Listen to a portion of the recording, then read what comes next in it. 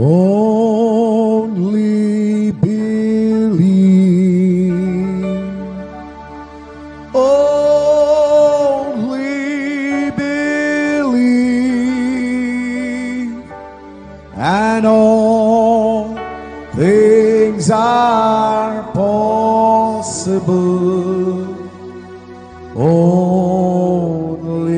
believe. My Lord, I believe.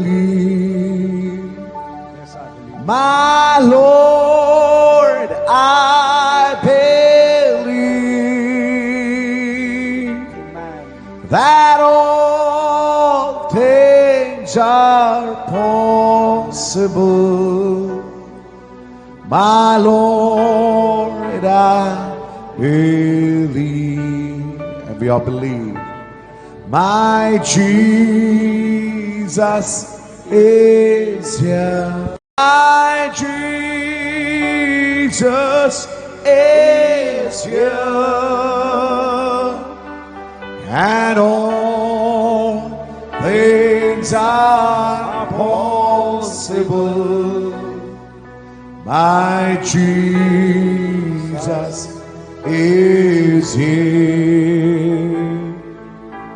My Jesus is here. Thank you, Lord. My Jesus is here. And all things are possible. My Jesus is here. Praise Lord. Hallelujah. పరిశుద్ధ గ్రంథము వైపు తిరుగుదాం. పరిశుద్ధ గ్రంథములో నుండి ప్రకటన గ్రంథం 4వ అధ్యాయము 5-6 వచనాలు చదువుదాం. ఆ సింహాసనములో నుండి మెరుపులను, ధ్వనులను, ఉరుములను బయలుదేరుచున్నవి. మరియు ఆ సింహాసనము ఎదుట 7 దీపములు ప్రజ్వరిల్లుచున్నవి. అవి దేవుని 7 ఆత్మలు. మరియు ఆ సింహాసనము ఎదుట స్ఫటికమును పోలిన గాజు వంటి సముద్రం ఉన్నట్టుండెను. ఆ సింహాసనమునకు మధ్యలో సింహాసనము చుట్టూ ముందు వెనక కన్నులతో నిండిన 4 జీవులు ఉండెను. చాలండి, ప్రార్థన చేద్దాం. స్తోత్రములు ప్రభువా, మహిమగల రాజా, మీకే స్తుతులు స్తోత్రములు చెల్లించుకొనుచున్నాము. ఇప్పటిదాకా నీ ప్రియబిడ్డలు పాటల ద్వారా నిన్ను స్తుతించారు. చప్పట్లు కొట్టుచు, వాయిద్యములు వాయించుచు, కంఠ స్వరముల ద్వారా నీకు మహిమను తెచ్చారు ప్రభువా. అతి ప్రాముఖ్యమైన సమయంలోనికి ఇప్పుడు మేము వచ్చి ఉన్నాము ప్రభువా. ఈ గడియ వాక్యము వినటానికి, ప్రస్తుత కాల వర్తమానాన్ని మేము ఎరగటానికి, వాక్యములో మా స్థానము ఏమై ఉన్నదో చూచుకోవటానికి అయ్యా మీరు మాతో మాట్లాడమని అడుగుచున్నాము నాయన.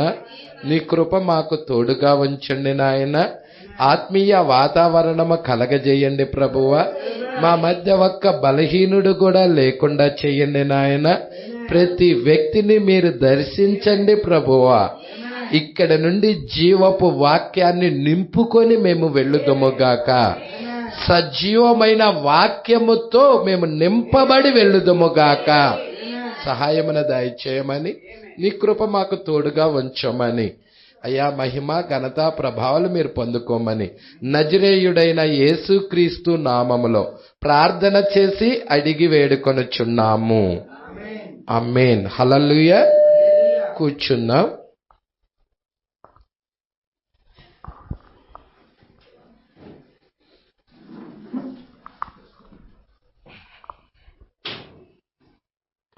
Praise lord.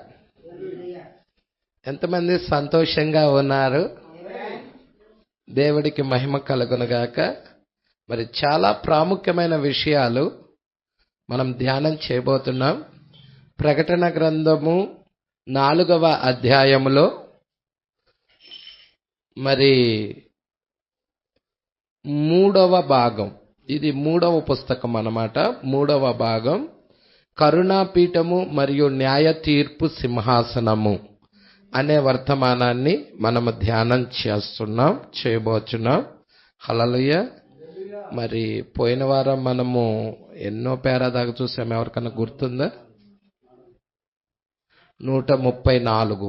ఓకే.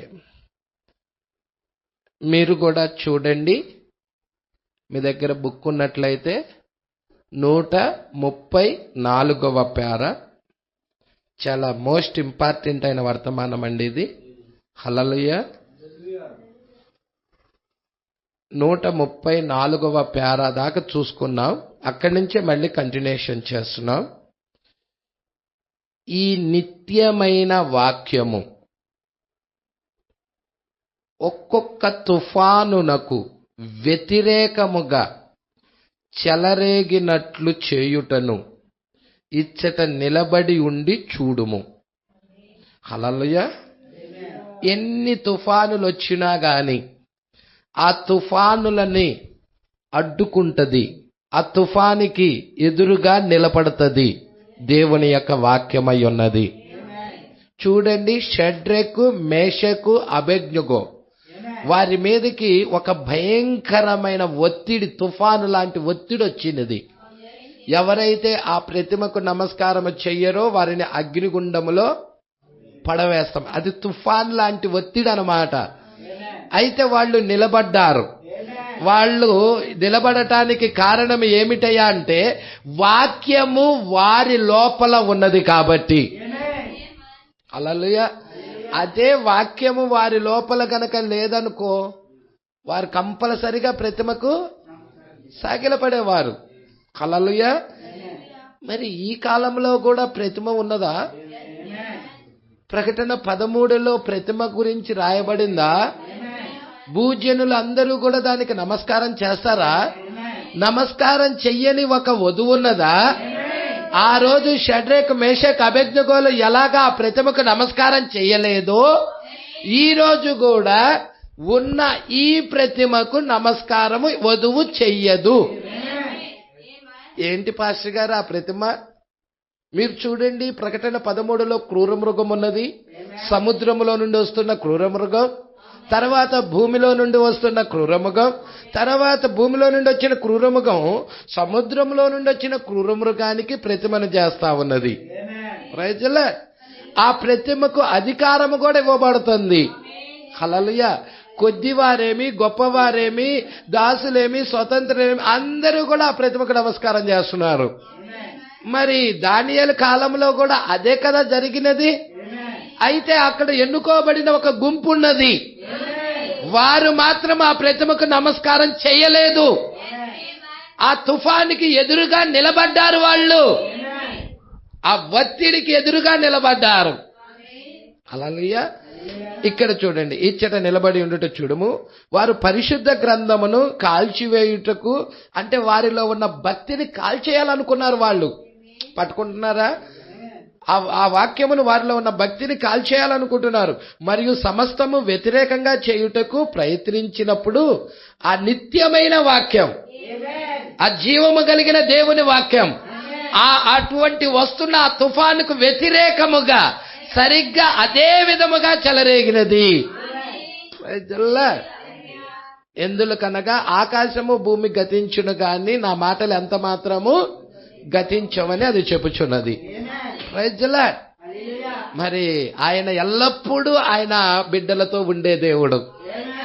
వారిలో ఉన్న భక్తిని కాల్చేయాలనుకున్నాడు కానీ వాళ్ళ తరం కాలేదు.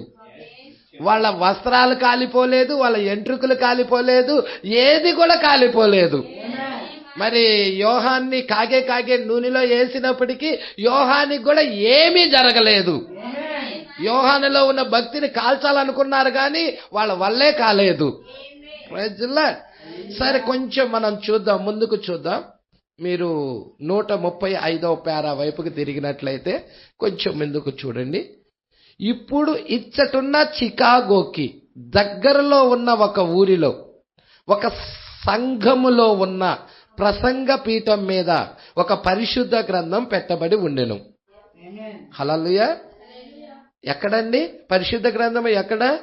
చికాగోకి దగ్గరలో ఉన్న ఒక ఊరిలో సంఘములో ఒక ప్రసంగ పీఠం మీద, ఆ ఫుల్ పీఠ్ మీద ఒక పరిశుద్ధ గ్రంథం పెట్టబడి ఉండెను. ఆ కాలంలో జరిగిన మొదటి ప్రపంచ యుద్ధమునకు ముందు. హల్లెలూయా. చూస్తున్నారా అండి? మొదటి ప్రపంచ యుద్ధమునకు ముందు మారు మనసు పొందుకొనిన ఒక వ్యక్తి ఒక మిషనరీకి ఒక పరిశుద్ధ గ్రంథమును బహుమతిగా ఇవ్వాలని కోరుకొనెను. హల్లెలూయా. పరిశుద్ధ గ్రంథాన్ని గిఫ్ట్గా, బహుమతిగా ఇవ్వాలనుకున్నాడు. నా దగ్గర ఉన్న ఈ పరిశుద్ధ గ్రంథమును నేను మీకు ఇవ్వలేను, ఎందుకనగా ఇది నా తల్లి నాకు ఇచ్చినది కాబట్టి నేను దీన్ని గుర్తుగా అట్టి పెట్టుకుంటున్నాను. నేను గృహమునకు వెళ్ళినప్పుడు నేను మీకు ఒకటి పంపిస్తానని అతను చెప్పాడు. ఒక బైబిల్ని మీ దగ్గరికి పంపిస్తానని చెప్పాడు. కానీ ఇక్కడ గొప్ప అద్భుతం, మీరు జాగ్రత్తగా పట్టుకోండి.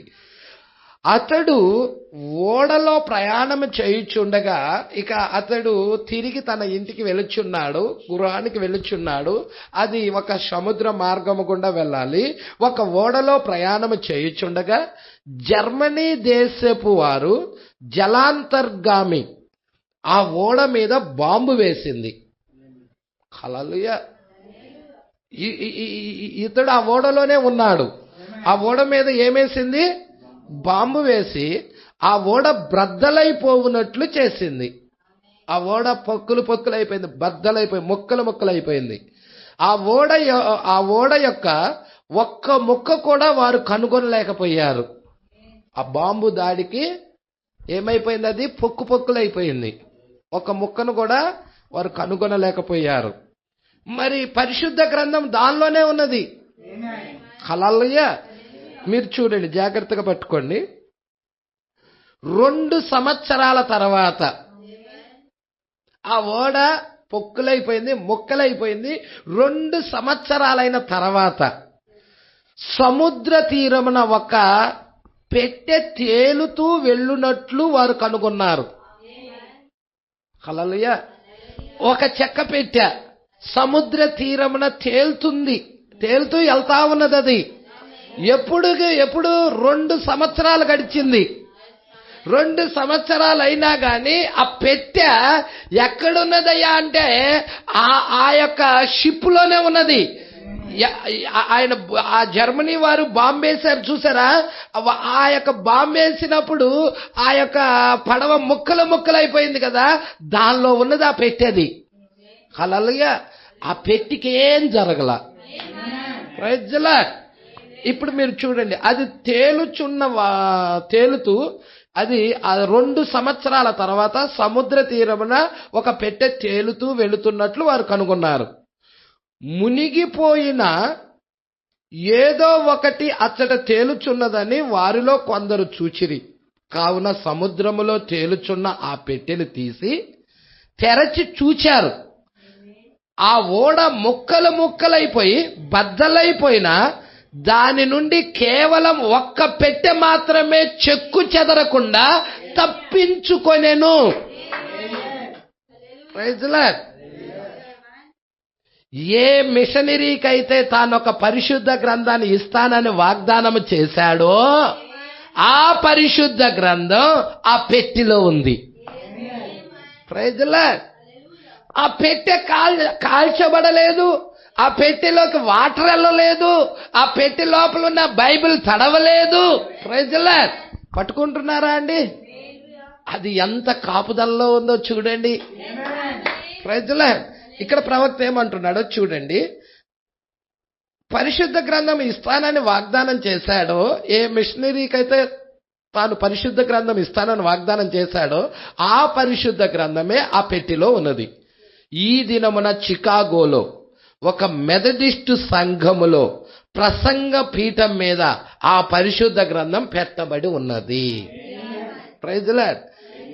ఆకాశము భూమి గతించును గాని నా మాటలు ఎంత మాత్రము గతించవు. హల్లెలూయా. చూస్తున్నారా 137వ పేర. ఇక్కడ ఇంకొక సంఘటన తీసుకొస్తున్నాడు. 137వ పేరలో ఇచ్చట 1937వ సంవత్సరమున, ప్రైజ్ లార్డ్, మీరు జీవిత చరిత్ర చదివితే ప్రవక్త జీవిత చరిత్ర 1937లో వరదలు వచ్చాయి.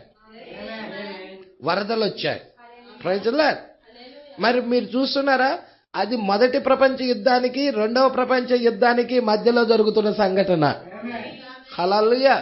వరదలు వచ్చాయండి. దేవుడికి మహిమ కలుగును గాక. అప్పుడే ప్రవక్త విలియం మ్యారియం బ్రనహాం గారికి కూడా వివాహమైనది. మరి హోపుతో పట్టుకుంటున్నారా అండి? హోపు. Praise lord.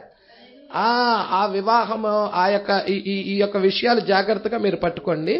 ఇక్కడ ఏమంటున్నాడు, మరియు వరదలు ఆ సమయంలో ఈ చిన్న పాత సంఘటన. అప్పుడు ఇది మట్టి నేలతో, హల్లెలూయా, సారీ క్షమించండి, ఇక్కడ ఏమన్నా అంటే ఇచ్చట 1937వ సంవత్సరమున వచ్చిన వరదల సమయంలో ఈ చిన్న పాత సంఘము, హల్లెలూయా, చర్చి అన్నమాట, సంఘం. అప్పుడు అది ఎలాగుందంటే మట్టి నేలతో మరియు చాలా దీన స్థితిలో ఉన్నది. హల్లెలూయా. అది మట్టి నేలతో ఆ గోడలన్నీ ఉన్నాయి, అలా దీన స్థితిలో ఉన్నది. ఈ మందిరంలోనికి వరద నీళ్లు ప్రవేశించి మునిగిపోయి దాని కప్పు పై వరకు రాగా దానిపై మేము తెడ్లతో పడవను నడుపునంత ఎత్తుగా నీళ్లు నిండిపోయి ఉన్నవి. మరి వరదలు వచ్చేసాయి కదండి. ఆ యొక్క చైర్స్ అన్నీ తేలిపోయినాయి. ఆ బలిపీఠం మీద బైబిల్ ప్రవక్త అక్కడే పెట్టాడు, పరిశుద్ధ గ్రంథాన్ని అక్కడే పెట్టాడు. హల్లెలూయా. అన్నీ కూడా మరి తేలిపోయినాయి, కప్పు దాకా వెళ్ళిపోయినాయి అంట. వాటరు పై కప్పు దాకా వెళ్ళిపోయినాయి. ఇవన్నీ కూడా పై కప్పుకి వెళ్ళిపోయినాయి. ఇక్కడ ఏమంటున్నాడో చూడండి, ప్రవక్త ఏం చెప్తున్నాడో. ఈ మందిరంలోనికి వరద నీళ్లు ప్రవేశించి మునిగిపోయి, అదంతా మునిగిపోయింది, దాని కప్పు పై వరకు రాగా దానిపై మేము తెడ్లతో పడవను నడుపునంత ఎత్తుగా నీళ్లు నిండిపోయి ఉన్నవి.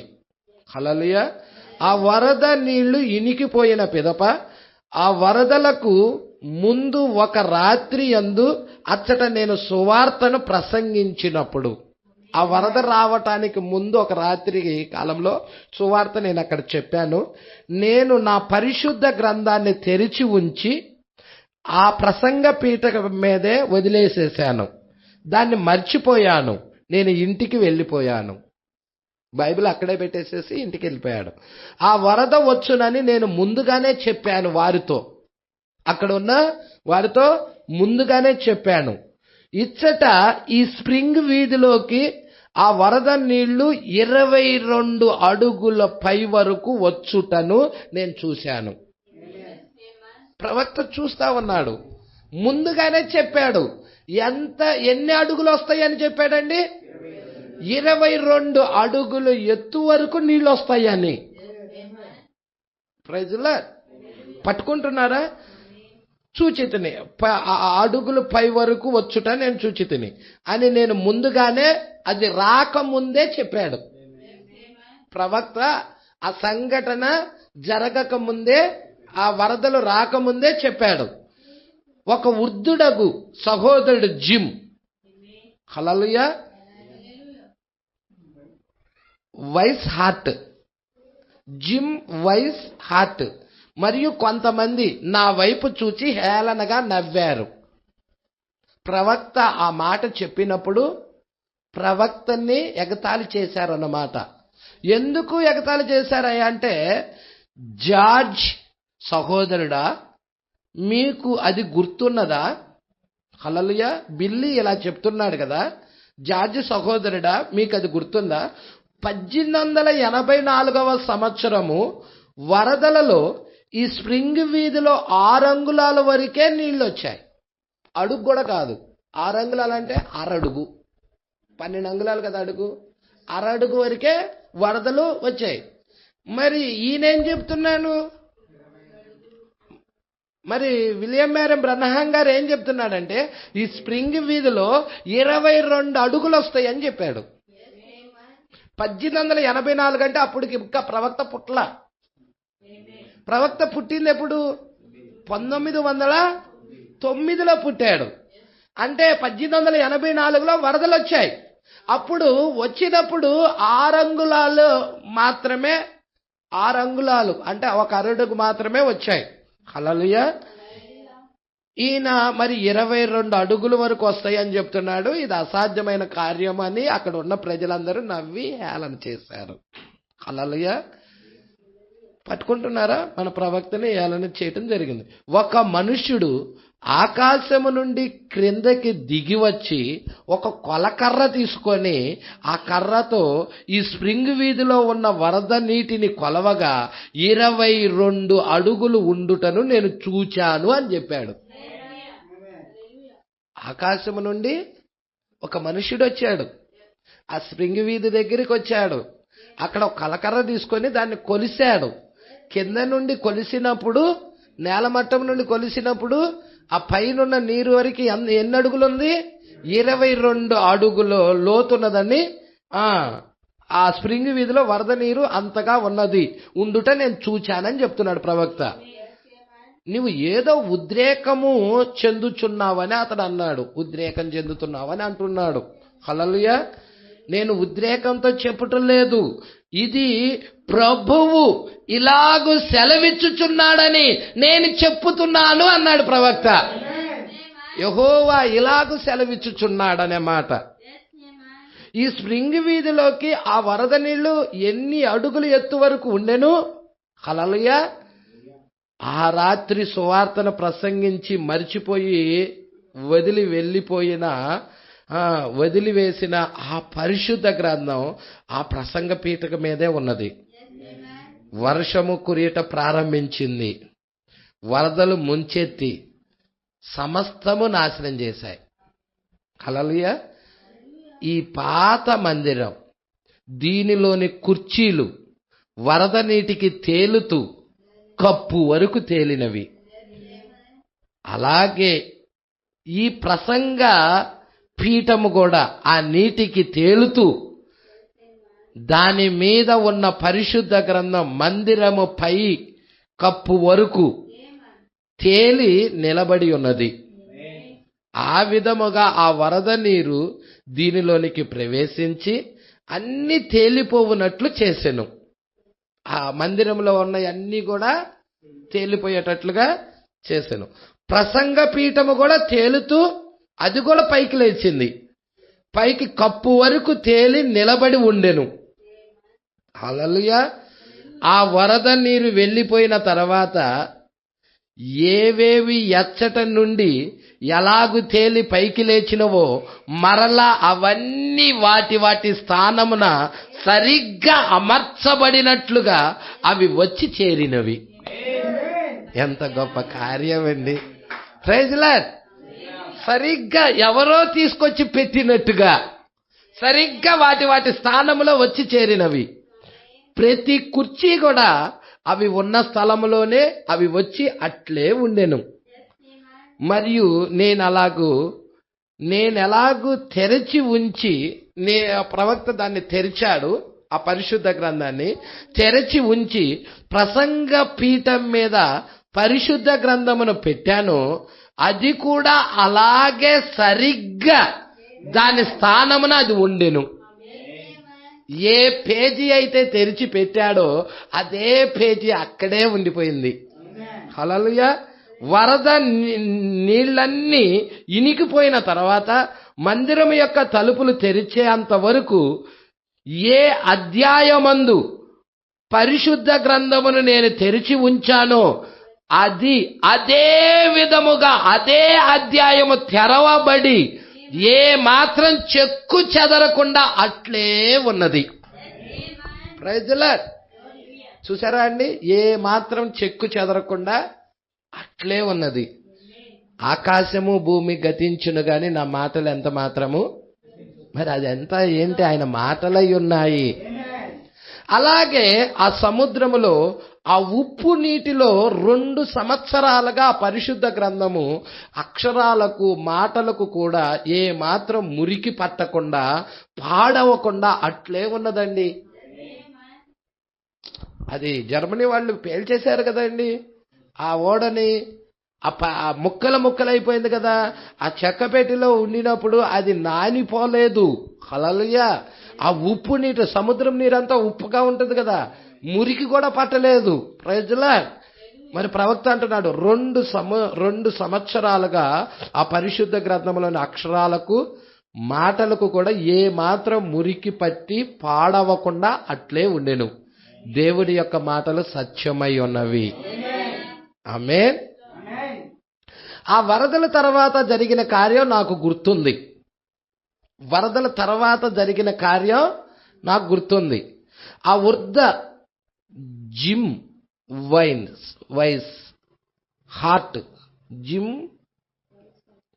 హార్ట్ సహోదరుడు దాని వలన చాలా సంతృప్తి చెందెను. అప్పుడు అతడు చెయ్యి నొప్పితో అతడు బాధపడతా ఉన్నాడు. హల్లెలూయా. అప్పుడప్పుడు చెయ్యి నొప్పితో బాధపడుచుండెను.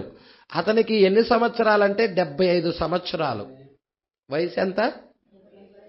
75 సంవత్సరాల్లో కీళ్ళవాతం అనే జబ్బు వచ్చింది. కావున శరీరమున ఏదో ఒక ఇబ్బందితో బాధపడుతూ ఉంటున్నాడు అతను. అతని పేరేంటి? జిమ్, సహోదరుడు జిమ్. హల్లెలూయా. మీరు పట్టుకుంటున్నారా? కావున శరీరమున ఏదో ఒక ఇబ్బందితో బాధపడుతూ ఉండును. అతడు ఒక ప్రత్యేక స్థలమున నొప్పితో బాధపడుచున్నప్పుడు అతడు పరిగెత్తుకొని వెళ్ళి పరిశుద్ధ గ్రంథాన్ని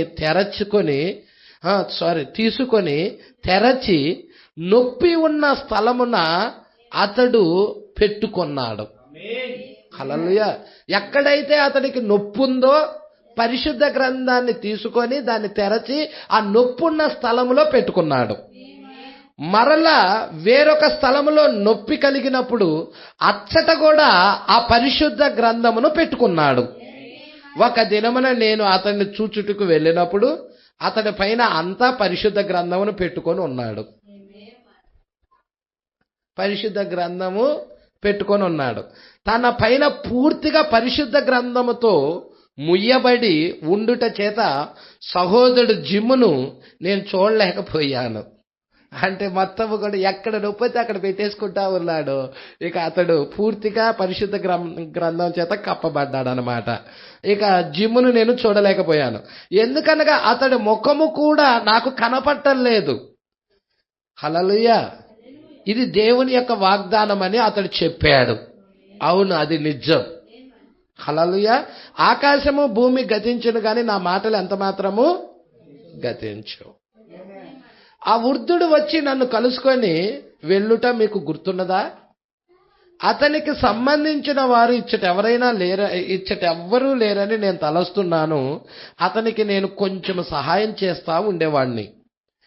మీకు తెలుసు, ఎందుకనగా అతడు వృద్ధుడైపోవుట వల్ల డబ్బుల అవసరం ఉన్నప్పుడు వచ్చును అతడు. ఒకసారి నేను కెనడాకు బయలుదేరి వెళ్ళుచున్నప్పుడు వెనకకు తిరిగి చూడగా నా ఇంటి తలుపు దగ్గరకు వెళ్ళినప్పుడు అతడు అచ్చటకు వచ్చి నిలబడ్డాడు. హల్లెలూయా. ఈ జిమ్ అక్కడికి వచ్చి ప్రవక్త దగ్గరకు వచ్చి, పెద్ద వయసు కదా, అక్కడికి వచ్చి నిలబడ్డాడు. బిల్లీ, నా కుమారుడా, ఏదో ఒక దినమున మరలా నీవు తిరిగి వచ్చినప్పుడు ఈ వృద్ధ తండ్రి అయిన జిమ్మును ఈ దారిలో ఇచ్చట ఇక మీదట ఇటు అటు తిరుగుచూ కనపడడు అని చెప్పాను. అంటే తనకు అర్థమైపోయింది వెళ్ళిపోతున్నాను అన్న సంగతి. అది లాస్ట్ టైం అన్నమాట, లాస్ట్ టైం. ఇక ప్రవక్తతో మాట్లాడుతున్నాడు ఈ జిమ్ము. హల్లెలూయా. ఏదో ఒక టైంలో కెనడా నుండి నువ్వు తిరిగి వచ్చేటప్పటికి నేను ఇక్కడ ఉండను, వెళ్ళిపోతానని చెప్తున్నాడు. కనపడడు అని చెప్పాడు. అతడిని నేను చూచుట అదే చివరిసారి. నేను కెనడాలో ఉన్నప్పుడు నాకు ఒక టెలిగ్రామ్ వచ్చింది. ఆ వృద్ధుడకు జిమ్ముకి గుండెపోటు వచ్చి సరిగ్గా సహోదరి మార్గన్, ఆ సహోదరి పేరేంటంటే మార్గన్, చేతుల్లో చనిపోయాడు. ఆ మార్గన్ చేతుల్లో ఆ వ్యక్తి చనిపోయాడు. హల్లెలూయా. అతడిని ఆసుపత్రికి తీసుకొని వెళ్ళుచుండగా అతడు ఆమె వైపు తేరు చూస్తూ మరణించాడు. హల్లెలూయా. ముందుగానే విషయము ప్రవక్తకి చెప్పాడనమాట. సహోదరి మార్గి ఈమె సాక్ష్యం చాలా బాగుంటుంది, మీరు జాగ్రత్తగా పట్టుకోండి. ఇవన్నీ కూడా మీకు విశ్వాసములో అభివృద్ధి చెందటానికి ప్రవక్త చెప్తా ఉన్నాడండి. సహోదరి మార్గి ఈ ఉదయమున ఆమె ఇచ్చట ఉన్నదా? ఆమె సాధారణంగా వస్తూ ఉండును. ఆ మార్గి సహోదరి సాధారణంగా వస్తూ ఉంటది. ఆమెను మీ అందరికీ తెలుసండి. ఆమె బాప్టిస్టు హాస్పిటల్లో భయంకరమైన క్యాన్సర్ వ్యాధితో బాధపడుతున్న వారిలో ఈమె కూడా ఒకరు. ఎవరు? ఈ మార్గి అనే వ్యక్తి, ఈ సహోదరి ఉన్న వ్యాధి ఏంటి? క్యాన్సర్. డాక్టర్లు చేతులెత్తేశారు, వల్ల కాదన్నారు, ఈమె చనిపోతుందన్నారు. కానీ ఈ మార్గి సహోదరి బతికినది. ఎలా బ్రతికినదో చెప్తుంది, తన సాక్ష్యాన్ని పంచుకొని జాగ్రత్తగా పట్టుకోండి. హల్లెలూయా. 17 సంవత్సరాలుగా ఆ వ్యాధితో మరణ వ్యవస్థలో ఆమె బాధపడుతుంది. ఎన్ని సంవత్సరాలు? 17 సంవత్సరాలు క్యాన్సర్తో బాధపడుతుంది ఈ మార్గి సహోదరి. హాస్పిటల్లో వైద్య చికిత్స గదిలో గల రోగుల వివరాలను నమోదు చేయు పుస్తకములో ఈమె క్యాన్సర్ వ్యాధితో మరణించుచున్నదని అందులో రాయబడి ఉన్నది. ఆ పుస్తకంలో రాయబడి ఉన్నది. ఆ విధముగా 17 సంవత్సరాలుగా బాధపడుతూ ఉన్నది. ఆమె 412 నా బ్లాక్ అవెన్యూలో నివసిస్తూ ఇచ్చట ఉన్న వైద్యశాలలో నర్సుగా పనిచేస్తుంది. ఏమైంది ఆ క్యాన్సర్ వ్యాధి? క్యాన్సర్ వ్యాధి నుండి స్వస్థపరచబడి మంచి ఆరోగ్యం పొందుకొని ఇప్పుడు నర్సుగా చేస్తుంది ఆమె. ఓ అద్భుతమైన కృప! ఎంత మధురమైన స్వరం అది! ఆ వాక్యము ఈ మార్గిని స్వస్థపరిచినది. హల్లెలూయా. ఇక్కడ మీరు జాగ్రత్తగా పట్టుకోండి. ఇచ్చట లూయిస్ విల్లులోని జిమ్ టామ్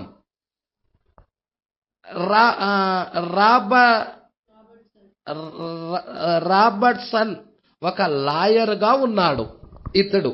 హల్లెలూయా. జిమ్ టామ్ మనందరికీ తెలుసు. ఇక్కడ 2 పేర్లు ఉన్నాయండి. ఒకటేమో జిమ్ టామ్, ఇంకోటేమో రాబర్ట్సన్. ఇతడేమో ఒక లాయర్గా ఉన్నాడు. మనందరికీ తెలుసు. ఈ సంఘటనే అతనిని ఈ వర్తమానంలోనికి తీసుకొని వచ్చి విశ్వసించున్నట్లు చేసింది. ఏ సంఘటన? ఆ మార్గి సహోదరి స్వస్థపరచబడటము చూసి ఇతను కూడా నమ్మి వర్తమానంలోకి వచ్చాడు. అతడు వైద్యశాలకు వెళ్ళాడు. ఆ వైద్యశాలలోని సిబ్బందికి అతడి తండ్రి ప్రధాన అధికారిగా ఉన్నాడు. ఆ సిబ్బందికి క్లోజ్ అధికారి అనమాట. అతని తండ్రి ప్రధాన అధికారిగా ఉండెను. టామ్ అచ్చటికి వెళ్ళి దాన్ని గురించి అన్వేషించాడు. ఆ సహోదరి నిజంగానే క్యాన్సర్ వ్యాధితో మరణపు అంచుల్లో ఉన్నదా లేదా అని కనుగొనుటకు అచ్చటికి వెళ్ళాడు. ఆ మార్గి సహోదరి ఆ క్యాన్సర్ వ్యాధితోనే మరణపు అంచుల్లో ఉన్నదా లేదా కనుగొనటానికి అచ్చటికి వెళ్ళాడు. వైద్యుల వలన ఆమెను కాపాడబడుట అసాధ్యమని, వైద్యము కూడా వ్యర్థమని ఆమెను ఇంటికి పంపించి వేసేశారు. హల్లెలూయా. ఆ వైద్యుల అభిప్రాయం ప్రకారం వారికి తెలిసినంత వరకు ఆమె ఇదివరకే మరణించెను. అతడి తండ్రి దాన్ని అంతటిని పరిశీలించి చూసి అది సత్యమేనని కనుగొన్నాడు. అదొక అబద్ధం. సరిగ్గా ఆమె ఇప్పుడు ఇచ్చట కూర్చొని ఉన్నది. ఎవరు? ఈ మార్గి సహోదరి సరిగ్గా ఇక్కడ కూర్చొని ఉన్నది. నేను నిన్ను ఆమె యొద్దకు తీసుకొని వెళ్ళేదను అని జిమ్ టామ్ చెప్పాడు. నిన్ను ఆమె దగ్గరికి తీసుకొని వెళ్తాను అని జిమ్ టామ్ చెప్తా ఉన్నాడు అనమాట. హల్లెలూయా. పట్టుకుంటున్నారా? ఓ ఓ ఆయనే నిజమైన దేవుడు. ఆయన నిజమైన దేవుడు కదా. ఆయన పొరపాట్లను చూచి కూడా వాటిని మన్నించు దేవుడై ఉన్నందుకు నేను ఎంతో సంతోషించుచున్నాను. మీరు సంతోషించటం లేదా? అందును బట్టి మన హృదయం అంతటితో మనం ఆయన్ను ప్రేమించున్నట్లుగా చేశాను. ఇప్పుడు 151వ పేరా వైపుకు మీరందరూ తిరగాలని ప్రభు పేరట కోరుచున్నాను. సింహాసనములు, ఉరుములు ఏమిటి? సింహాసనములు, ఉరుములు ఏమిటి? 7 దీపములు లేదా 7 నక్షత్రములు 7 ఆత్మలుగా పిలువబడుచున్నవి, అనగా 7 సంఘ కాలములోని ప్రజల కొరకు 7 కరుణా పీఠాల్లో నుండి పరిశుద్ధాత్మ యొక్క 7 ప్రత్యక్షతలు అని అర్థమగును. అవి ఇలాగున్నవి: కరుణాపీఠము యొక్క 7 సింహాసనములు. Praise the Lord. 7 సింహాసనములు, 7 సంఘములు, 7 నక్షత్రములు, 7 ప్రత్యక్షములు, 7 ఆత్మలు, 7 దీపములు. ఓ దేవా, దేవుడు ఎంతో మిక్కిలిగా పరిపూర్ణుడై ఉన్నాడు. ఇక్కడ మీరు పట్టుకున్నారా? అన్ని 7లోనే. హల్లెలూయా. మీరు జాగ్రత్తగా పట్టుకోండి. దేవుడికి మహిమ కలుగునుగాక. అది పరిశుద్ధ గ్రంథము యొక్క ఆత్మ సంబంధమైన స్వభావమును గలవిగా ఉన్నవి. హల్లెలూయా. ఇప్పుడు మనం చదివాం, చూసావా? 7 నక్షత్రములు, 7 ఆత్మలు, ఇంకా ఏం చెప్పేశాడండి? 7 సంఘ కాలములు. హల్లెలూయా. 7 ప్రత్యక్షతలు, 7 సింహాసనములు, 7 దీపములు. హల్లెలూయా.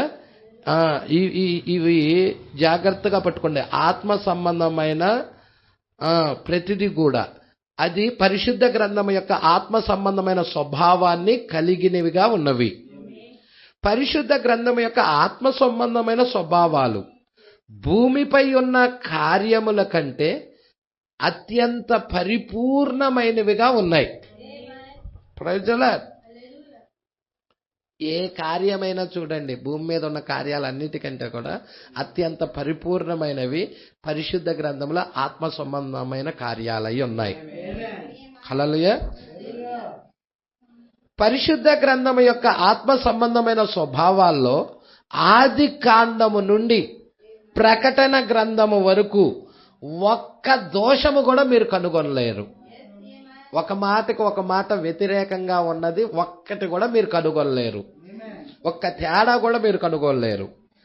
ఇతర సాహిత్యాలలో 3 వచనాలు చదివే లోపే దానికి ముందే దానిలో దోషం కనపడవచ్చు. ఇతర సాహిత్యాల్లో దోషం కనపడుతుందేమో కానీ పరిశుద్ధ గ్రంథం ఆది కాండము నుండి ప్రకటన గ్రంథం వరకు ఒక్క దోషము కూడా కనపడదు. ఎందుకో తెలుసా? అవన్నీ ఆత్మ ద్వారా రాయబడ్డాయి. ప్రజలు ఆత్మ పూర్ణులై దేవుని మూలముగా పలికినప్పుడు రాయబడిన సంగతులు. ఒక వచనానికి ఒక వచనం ఎప్పుడు వ్యతిరేకంగా ఉండనే ఉండదు.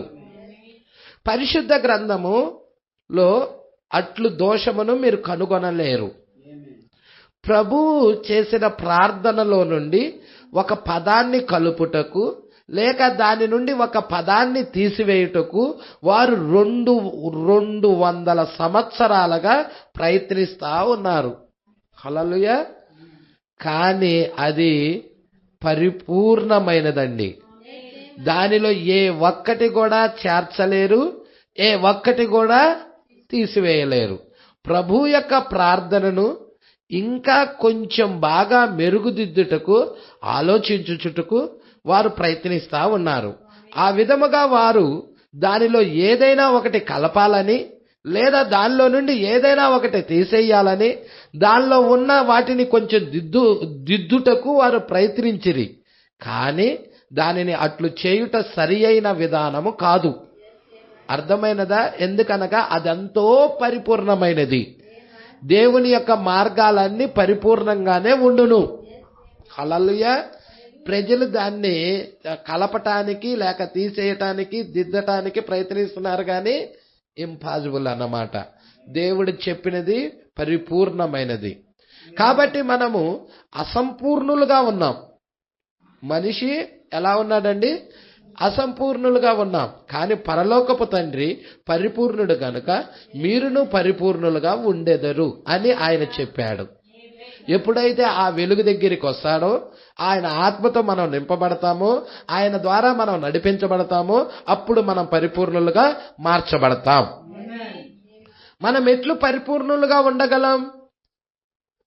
మిమ్మల్ని మీరు పరిత్యజించి యేసుక్రీస్తు యొక్క ప్రశస్తమైన రక్తము ద్వారా సంపూర్ణముగా మీరు ఆయనలో జీవించుట వలన మాత్రమే పరిపూర్ణులగుదురు. యేసుక్రీస్తులో జీవించుట వల్ల మాత్రమే ఒక వ్యక్తి పరిపూర్ణుడుగా మార్చబడుతున్నాడు. మీరు చేయాల్సింది అదే. అదెంతో ప్రశస్తమైనది. ఈరోజు మనం చేయాల్సిన కార్యం అదే అంటున్నాడు. హల్లెలూయా. సరే, మంచిది. మనం ఇప్పుడు 6వ వచనంలోనికి వెళదాము.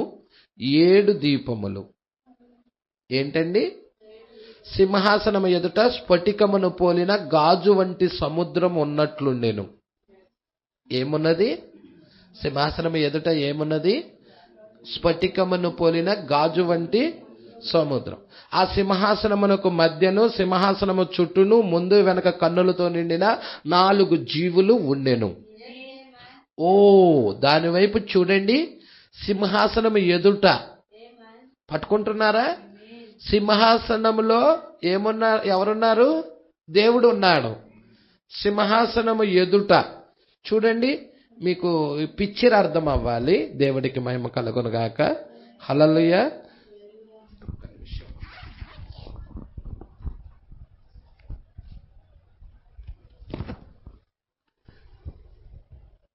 ఇక్కడ చూడండి, దేవాలయపు నమూనా ఇది. ఈ దేవాలయపు నమూనాలో ఇక్కడ ఇది అతి పరిశుద్ధ స్థలం. పట్టుకొని చూస్తున్నారండి? పైన ఉన్నదేంటి? అతి పరిశుద్ధ స్థలం. ఇది పరిశుద్ధ స్థలం, ఇది ఆవరణం. పట్టుకుంటున్నారా? ఇక్కడ ఇత్తడి గంగాళం ఉన్నది, ఇత్తడి బలిపీఠం ఉన్నది. ఇక్కడ పరిశుద్ధ స్థలములో దీపవృక్షం ఉన్నది, ధూపవేదిక ఉన్నది, రొట్టెల బల్ల ఉన్నది. ఇక్కడ సింహాసనం ఉన్నది.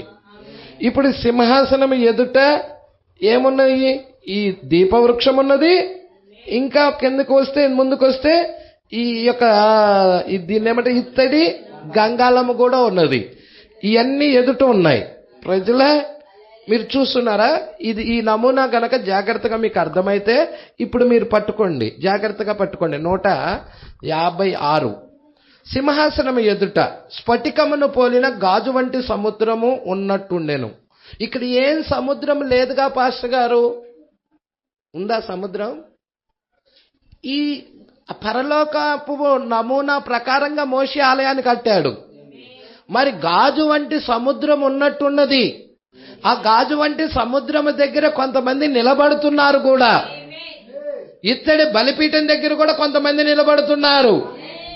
బంగారపు బలిపీఠం దగ్గర కూడా కొంతమంది నిలబడుతున్నారు. ప్రజల ఈ గాజు వంటి సముద్రము ఉన్నట్టున్నది. మీరు చూడండి, ప్రకటన గ్రంథం 15వ అధ్యాయం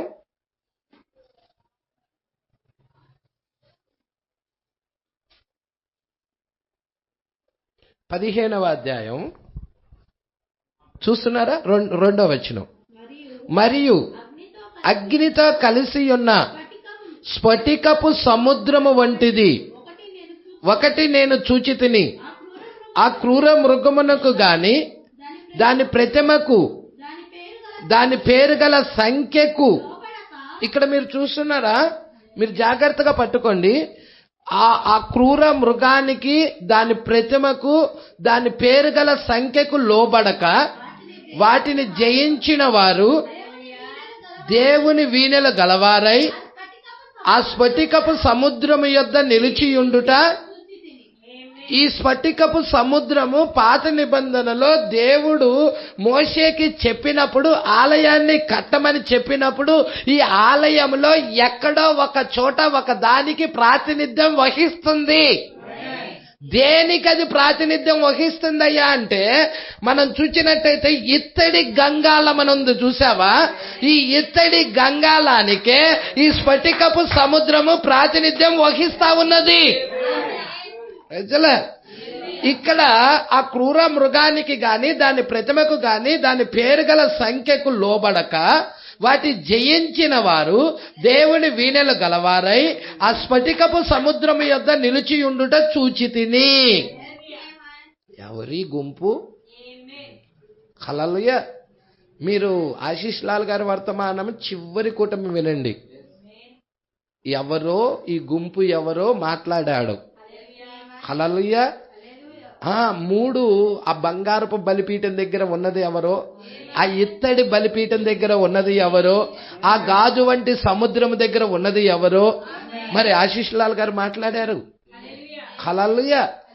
మీరు జాగ్రత్తగా పట్టుకుంటే ఇక్కడ వర్తమానం వైపుకు మనం తిరుగుదాం.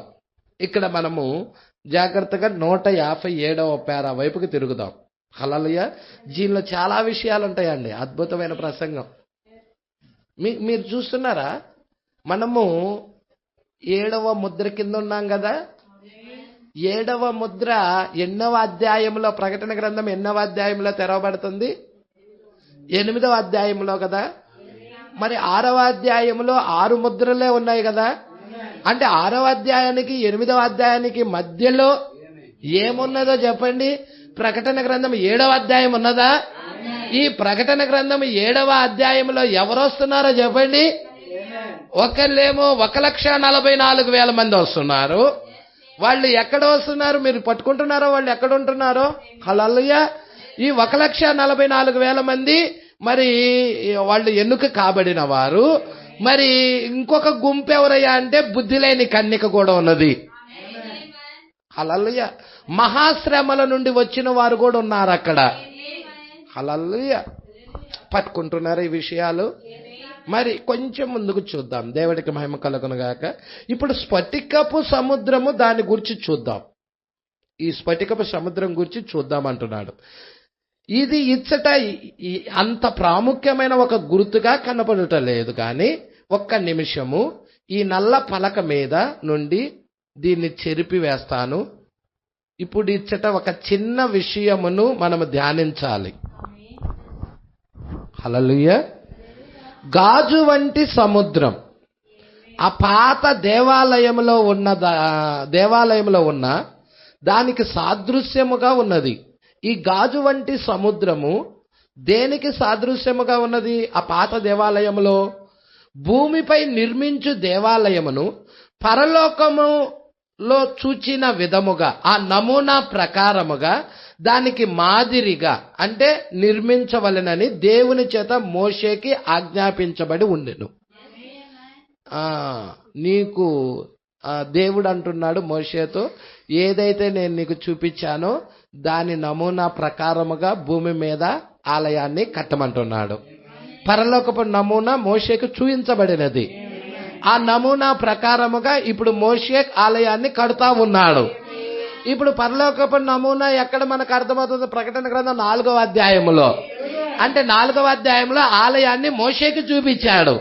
ఇప్పుడు 4వ అధ్యాయంలో చూపించిన ఆలయము ప్రకారముగా మోషే ఏం చేస్తున్నాడంటే భూమి మీద ఆలయాన్ని నిర్మిస్తున్నాడు. హల్లెలూయా. ఇక్కడ అంటున్నాడు, అది మనందరికీ తెలుసు. సరే, మంచిది. ఇప్పుడు ఇచ్చట ఒక చిన్న కార్యమును గీసి చూపిస్తాను. పాత నిబంధన కాలంలో మందసము ఇచ్చట ఉన్నది. మీరు చూస్తున్నారా? మందసం ఎక్కడున్నది? ఇక్కడ ఉంది కదండి మందసం. మందసమే కదా ఇది. హల్లెలూయా. దేవుడికి మహిమ కలుగును గాక. ఈ మందసము ఏ ప్లేస్ లో పెట్టబడిందో చెప్పండి. అతి పరిశుద్ధ స్థలము అని పిలువబడుచున్న స్థలం అది. దాని తర్వాత ఉన్న స్థలం ఏదో చెప్పండి. అచ్చట గోల్డెన్ ఆల్టర్ ఉంది, అంటే బంగారపు బలిపీఠం ఉన్నది. హల్లెలూయా. అగోండి ధూపవేదిక, బంగారపు బలిపీఠం ఇక్కడ కూడా ఉన్నది. హల్లెలూయా. ఈ యొక్క బంగారపు బలిపీఠం ఎక్కడ పెట్టబడినది? పరిశుద్ధ స్థలం అని పిలువబడుచున్నది. సరిగ్గా దానికి ఎదురుగా ఎదుట ఈ యొక్క బంగారపు బలిపీఠం పరిశుద్ధ స్థలానికి ఎదురుగా మనం చూస్తున్నాము. దగ్గరలో ఇత్తడి గంగాళం. పట్టుకుంటున్నారా అండి? బ్రాకెట్లో ఏమన్నాడంటే సముద్రం, గాజు వంటి సముద్రం. అంటే గాజు వంటి సముద్రం అంటే ఇత్తడి గంగాళం అన్నమాట అని పిలవబడుచున్నది. మరొక మాటలో చెప్పాలంటే బలులను ఇత్తడి బలిపీఠము అర్పించుటకు ముందుగా ఈ బలులు ఇచ్చటే కడగబడాలి. అంటే ఈ ఇత్తడి బలిపీఠం ఉన్నది, ఇత్తడి గంగాళం ఉన్నది. ఈ గంగాళములో కడగబడిన తర్వాత ఈ యొక్క బలిపీఠంలో ఇత్తడి బలిపీఠం దగ్గర ఏం జరుగుతుందంటే బలులు అర్పిస్తారు. పట్టుకుంటున్నారా? ఇది మీరు జాగ్రత్తగా చూడాలని నేను ప్రభు పేట కోరుచున్నాను. బలి అర్పణ. ఇక్కడ ఇత్తడి బలిపీఠం మీద బలి తీసుకొని వచ్చు బలి అర్పణ దహించబడుతుంది. 159వ పేర. ఇప్పుడు ఈ స్ఫటికమును పోలిన గాజు వంటి సముద్రం ఉన్నది.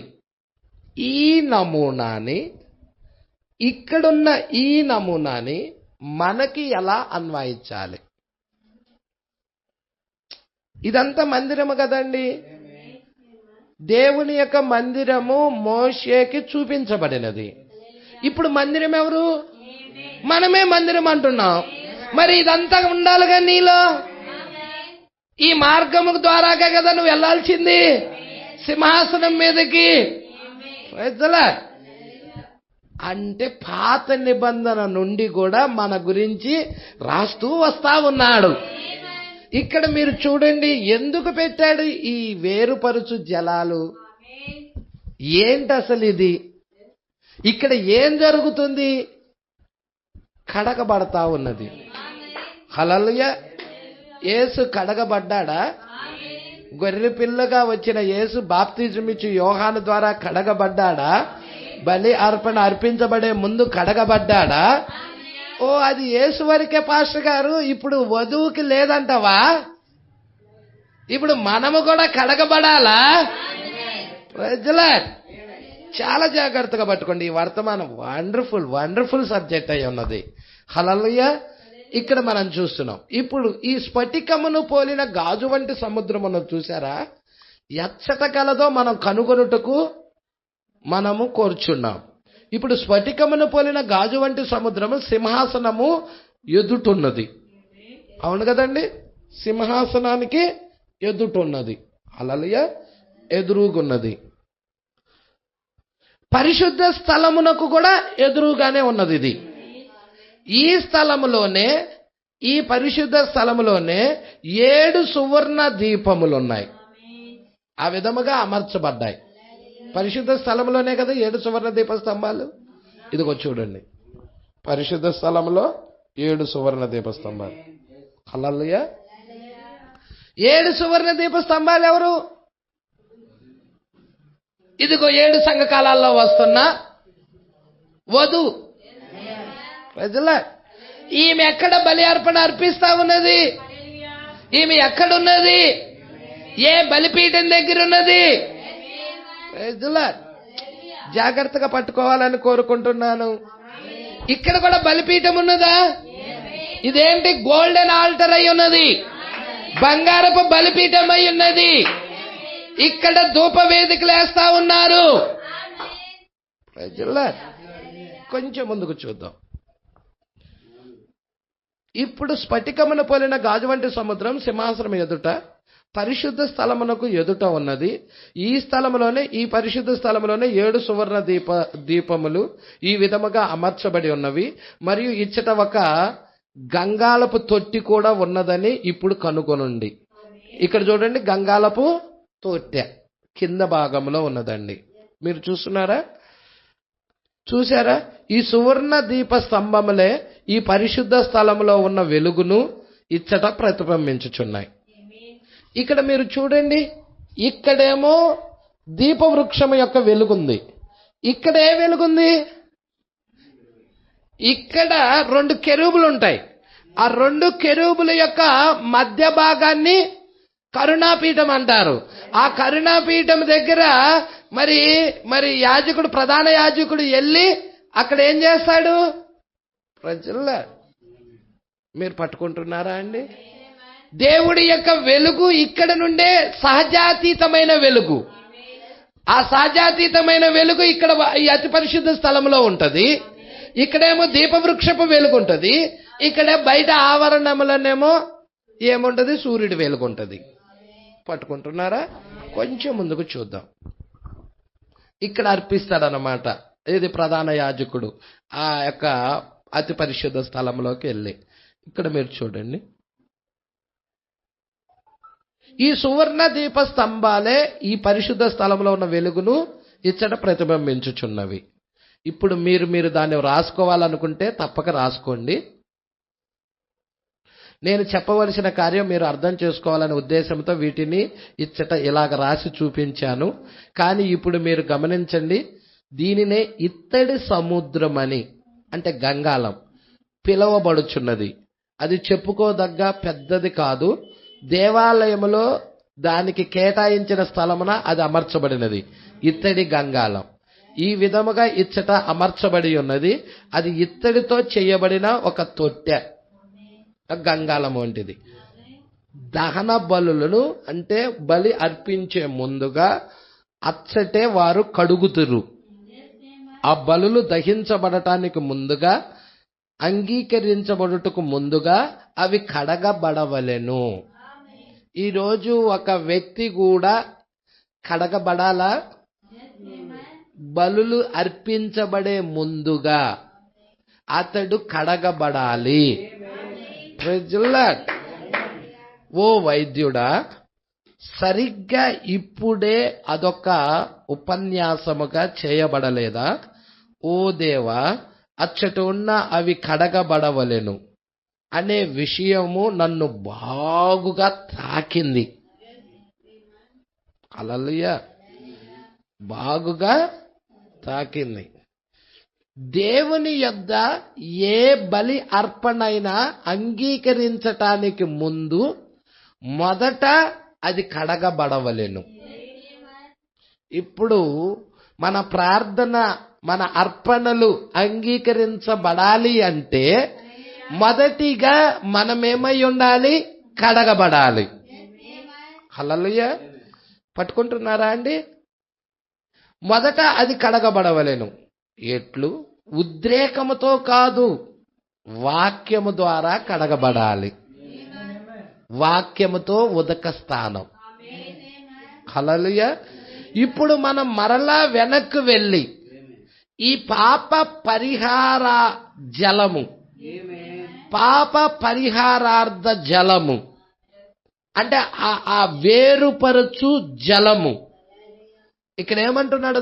వాటర్ ఆఫ్ సపరేషన్, వేరుపరచు జలములు గూర్చి. హల్లెలూయా. ఓ పాత నిబంధనలో వేరుపరిచే జలాలు ఉన్నాయా? వేరుపరచు జలములను గూర్చి, ఎర్రని పెయ్యని గూర్చి. హల్లెలూయా. ఇజ్రాయేల్ ప్రజలు ఎర్రని పెయ్యని బలి అర్పణగా అర్పిస్తడానికి వేరుపరచు జలాలను గూర్చి, ఎర్రని పెయ్యని గూర్చి, అచ్చట పెట్టబడిన జలాలను గూర్చి, అచ్చట వారు ఆ పాప పరిహార జలములను అందుకొరకే ఏర్పరిచిరని నేను ప్రసంగించుచున్నప్పుడు ఈ యూదుల రబ్బి అచ్చటున్నాడు. హల్లెలూయా. దేవుని యొద్దకు మనము నిజమైన విశ్వాసముతో సమీపించుటకు ముందుగా మొదటిగా మనము మన పాప పరిహారార్థం వేరుపరుచు జలముల యొద్దకు రావలసి ఉన్నది. ఎవరు? విశ్వాసి. ఎవరు? ఆరాధకుడు. ఎక్కడికి రావాలి? మొట్టమొదటగా వేరుపరుచు జలముల దగ్గరికి. వేరుపరుచు జలములు ఏంటి? పాప పరిహారార్థ బలిగా అర్పించబడే ముందుగా ఆ వేరుపరుచు జలముల దగ్గరికి రావాలి. హల్లెలూయా. అవునండి. దేని ద్వారా మనం రావలసి ఉన్నది? వాక్యము ద్వారా. దేని ద్వారా? వాక్యము ద్వారా.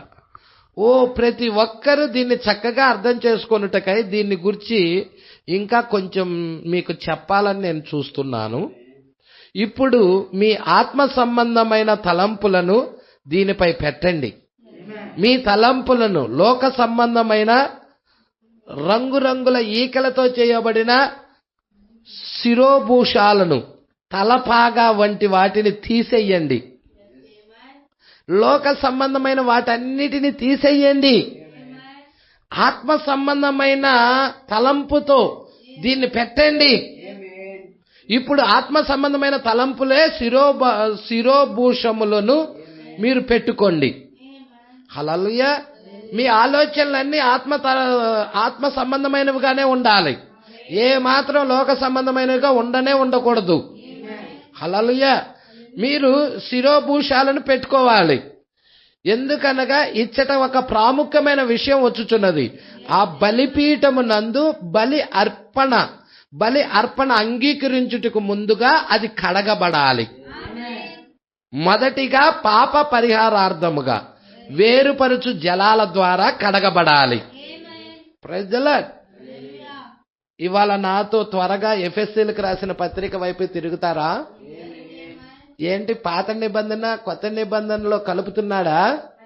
పాత నిబంధన భౌతిక సంబంధమైనది, కొత్త నిబంధన ఆత్మ సంబంధమైనది. భౌతిక సంబంధమైన బలులు, ఆత్మ సంబంధమైన బలులు. Praise the lord. ఇక్కడ కూడా మనము బలులు అర్పిస్తా ఉన్నాము. హల్లెలూయా. ఆ బలులు ఏమిటో మనకు తెలియకపోతే మన ఆరాధన దేవుడు అంగీకరించడు. ఆ బలులు ఏమిటో మనం ఎరగవలసి ఉన్నది. ఆత్మ సంబంధమైన బలులంటే ఏమిటో ఎరగాలి. హల్లెలూయా. అందుకే ఇక్కడ అంటున్నాడు 5వ అధ్యాయం వైపుకి తిరుగుదాం అంటున్నాడు. ఇప్పుడు మనం చూస్తున్న ఈ భాగాన్ని విడిచిపెట్టకుండా అలాగే ఉంచండి. కొన్ని పేజీలు వెనక్కి వెళ్ళి ఎఫెసీలకు రాసిన పత్రిక 5వ అధ్యాయము 26వ వచనం వైపుకి తిరుగుదాం అంటున్నాడు. హల్లెలూయా. 5:26 ఎఫెసీలకు రాసిన పత్రిక. ఏమంటున్నాడు చూద్దామండి. పురుషులారా, మీరును మీ భార్యలను ప్రేమించండి. అటువలే క్రీస్తు కూడా సంఘాన్ని ప్రేమించి అది కలంకమైనను ముడతైనను అట్టిది మరి ఏదైనా లేక పరిశుద్ధమైనది గాను నిర్దోషమైనది గాను మహిమగల సంఘముగాను ఆయన తన ఎదుట దాన్ని నిలబెట్టుకోవలెనని ఆయన తన ఎదుట దాన్ని నిలబెట్టుకోవలెనని వాక్యముతో ఉదక స్థానము చేత దానిని పవిత్రపరిచి పరిశుద్ధపరచుటకై దాని కొరకు తనను తాను అప్పగించుకొనెను. ఇక్కడికి రండి. దానిని అతడు పరిశుద్ధమైనది గాను శుద్ధీకరించబడినది గాను. దేన్ని? సంఘాన్ని. పట్టుకుంటున్నారా? మీరు చూసారా? అటువలే క్రీస్తు కూడా సంఘాన్ని ప్రేమించి అది కలంకమైనను ముడత అయినను అట్టిది మరి ఏదైనను లేక పరిశుద్ధమైనది గాను నిర్దోషమైనది గాను మహిమగల సంఘముగాను ఆయన తన ఎదుట దాన్ని నిలబెట్టుకోవాలని వాక్యముతో ఉదక స్థానము చేత దాన్ని పవిత్రపరిచి పరిశుద్ధపరచుటకై దాని కొరకు తను అప్పగించుకున్నాడు. హల్లెలూయా. ఇక్కడికి రండి. ఇప్పుడు గమనించండి. ఇంకా దానికన్నా కొంచెం పైకి వెళ్ళి చూద్దాం. దాన్ని మీరు చూచుచుండగా పైన 21వ వచనానికి వెళ్ళి చూద్దాం. క్రీస్తునందలి భయముతో ఒకనిని ఒకడు లోబడి ఉండుడి. హల్లెలూయా. ఎందుకు చెప్తున్నాడు ఇది? భార్యాభర్తల యొక్క సంబంధాన్ని యేసుక్రీస్తు సంఘానికి పోల్చి చూయిస్తూ చెప్తున్నాడు. క్రీస్తునందలి భయముతో ఒకరినొకడు లోబడి ఉండండి. అవునా?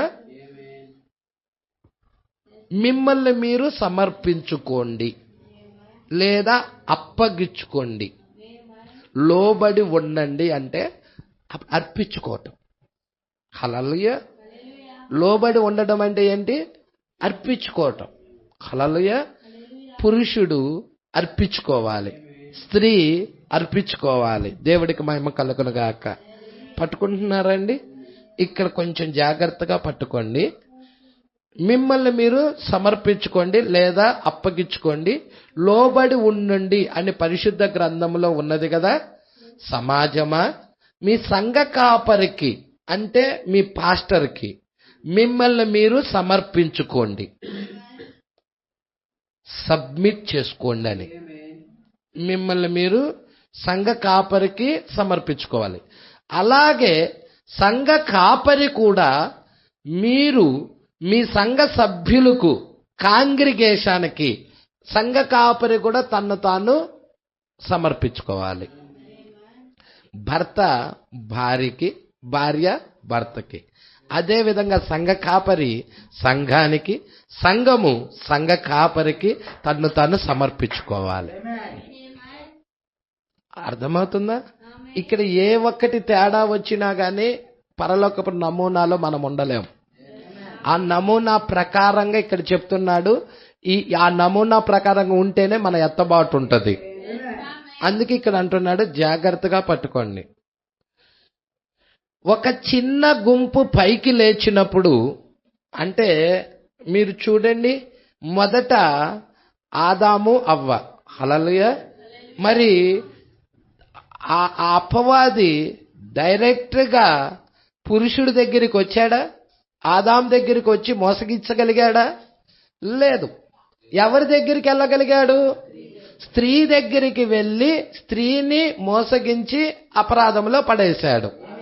ఇక్కడ ఏం చెప్తున్నాడో ప్రవక్త జాగ్రత్తగా మీరు పట్టుకోవాలని కోరుకుంటున్నా. ఒక చిన్న గుంపు పైకి లేచినప్పుడు, సంఘములో నుండి ఒక గుంపు పైకి లేచినప్పుడు ఒకే ప్రక్కగా వాలిపోవద్దు. మొత్తము పూర్తి సమాజమునకు నిన్ను కాపరికి నీవు సమర్పించుకొనుము. హల్లెలూయా. పట్టుకుంటున్నారా? ఏమంటున్నాడు? ఒక చిన్న గుంపు పైకి లేచినప్పుడు సంఘ కాపరికి వ్యతిరేకంగా ఏదైనా ఒక గుంపు లేచిందనుకో ఒకే పక్కకు వాలిపోవద్దు అంటున్నాడు. పట్టుకుంటున్నారా? మొత్తం పూర్తి సమాజమునకు నిన్ను కాపరి అని, నిన్ను అని బ్రాకెట్లో కాపరి పెట్టాడు, నీవు సమర్పించుకొనుము. సమాజమా, మీలో మీరొక చిన్న గుంపుగా చేరుటకు ప్రారంభించిన ఎడల ఆ గుంపుకు నిన్ను నీవు సమర్పించుకోకుండా దేవుని యొక్క భయముతో నీవు మీ సంఘ కాపరికి సమర్పించుకొనుము. ఒక గుంపు పైకి లేచిందనుకో, ఆ గుంపు పక్షాన మీరు నిలబడొద్దు, మీ సంఘ కాపరి పక్షాన నిలబడండి అని ప్రవక్త చెప్తా ఉన్నాడు. పాస్టర్కి సమర్పించుకొనుము. అర్థమైనదా? ఓ సహోదరుడా హాయ్ అంటున్నాడు. ప్రజలే ఎందుకని అలాగా అపవాది సంఘములో కొంతమందిని ప్రేరేపించి వాళ్ళని విరుద్ధముగా లేపుతాడు. అవ్వని మోసగిచ్చినట్లుగా అలా మోసగిస్తాడు. ఆ కార్యాలు జరుగుతాయని ప్రవక్తకి ముందుగానే తెలిసి మీ కాపరి పక్షానే మీరు ఉండండి. ప్రజల మీరు ఆ యొక్క వ్యతిరేకంగా లేచిన గుంపు పక్షాన నిలబడొద్దు అంటున్నాడు. హల్లెలూయా. స్త్రీలారా, భార్యలారా, ప్రభువుకు వలె మీ సొంత పురుషులకు లోబడి సమర్పించుకొని ఉండండి. హల్లెలూయా. స్త్రీలతో చెప్తా ఉన్నాడు, ప్రభువుకు వలె మీ సొంత పురుషులకు లోబడి, మీ భర్తలకు లోబడి సమర్పించుకొని ఉండండి. ఎందుకనగా అతడే మీకు ప్రభువై ఉన్నాడు. ప్రజల స్త్రీలారా, మీలో ఎంతమంది దాన్ని ఎరుగుదురు? అదే ఖచ్చితంగా నిజం. ఆది నుండి పరిశుద్ధ గ్రంథం అలాగే చెప్పి ఉన్నది, ఇప్పటికీ అది అలాగే చెప్పుతూ ఉన్నది. భార్యలారా, ప్రభువుకు వలె మీ సొంత పురుషులకు సమర్పించుకొనండి. క్రీస్తు సంఘమునకు శిరసై ఉండులాగా పురుషుడు భార్యకు శిరసై ఉన్నాడు. క్రీస్తే శరీరమునకు రక్షకుడై ఉన్నాడు. కావున భర్త కూడా అలాగే బద్ధుడై ఉన్నాడు. అలాగే వివాహితులైన ప్రజల్లారా, పెద్దల్లారా, జీవిత మార్గమును చక్కగా ఎలాగో ప్రయాణించాలో ఎరగవలసిన వయసు గల పిల్లలారా, మీరందరూ ఈ విషయాలు తెలుసుకోవలసి ఉన్నది. హల్లెలూయా. ఈ విషయాలన్నీ మీరు తెలుసుకోవాలని చెప్తా ఉన్నాడు. క్రీస్తు సంఘమునకు శిరసై ఉండులాగా పురుషుడు భార్యకు శిరసై ఉన్నాడు. క్రీస్తు శరీరమునకు రక్షకుడై ఉన్నాడు. సంఘము క్రీస్తునకు లోబడినట్లుగా భార్యలు కూడా ప్రతి విషయములోనూ తమ పురుషులకు లోబడాలి. పురుషులారా, మీరును మీ భార్యలను ప్రేమించండి. అటువలే క్రీస్తు కూడా సంఘమును ప్రేమించి ఆమె ఎడల అలక్ష్యముతో ఉండకుండా అట్లు చేసిన ఎడల మీరు ఒక భర్తగా ఉండుటకు అర్హత లేనివారు. ఆలకించండి, ఇదిగో ఇచ్చట ఉన్నది. ఇప్పుడు చదవండి. అటువలే క్రీస్తు కూడా సంఘమును ప్రేమించి అది కలంకమైనను ముడత అయినను అట్టిది మరి ఏదైనను లేక పరిశుద్ధమైనదిగాను నిర్దోషమైనదిగాను మహిమగల సంఘముగాను ఆయన తన ఎదుట దాన్ని నిలబెట్టుకోవలెనని వాక్యముతో ఉదక స్థానము చేత, washing off the water by the word, వాక్యముతో ఉదక స్థానము చేత, హల్లెలూయా, సమాజము వాక్యముతో అని చెప్పుచున్నది. అట్లయితే ఆరాధించుటకు వచ్చు ప్రతి ఆరాధికుడు ప్రవేశ సౌలభ్యము కొరకు అతడు ముందుగా వాక్యము ద్వారాగే రావాలి. హల్లెలూయా.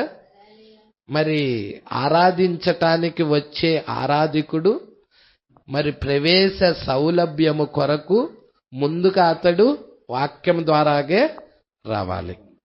లేదంటే అనేకులు వేరు మార్గాన వచ్చేదరు. దానిని గురించి చిన్న చిన్న కథలు ఉదాహరణలుగా చెప్పుటను గురించి నేను కూడా నమ్మెదను. అనేక సంవత్సరాలకు ముందు నీ తల్లి చనిపోయినదని మరియు ఆమె నీ కొరకు పరలోకంలో కాచుకొని ఉన్నదని అనే కథ ఉన్నదొకటి. హల్లెలూయా. నీ తల్లి చనిపోయినది, నీ కొరకు పరలోకంలో కాచుకొని ఎదురు చూస్తా ఉన్నది అనే ఒక కథ. వాక్యము వర్తింపజేసిన పిదప ఈ విషయము జరిగితే మంచిదే. హల్లెలూయా. ఎందుకనగా పరలోకంలో ఉన్న తన తల్లిని కలుసుకోవటానికి ఆశించుచు అనేక ప్రజలు బలిపీఠం యొద్దకు వస్తున్నారు. హల్లెలూయా. చూసారా అండి? అదంతా మంచిదే గాని దాన్ని మీరు చెయ్యవలసినదే. కానీ బలిపీఠం యొద్దకు మీరు వచ్చుటకు అది కారణముగా ఉండకూడదు. అది కాదు కారణంగా ఉండాల్సింది.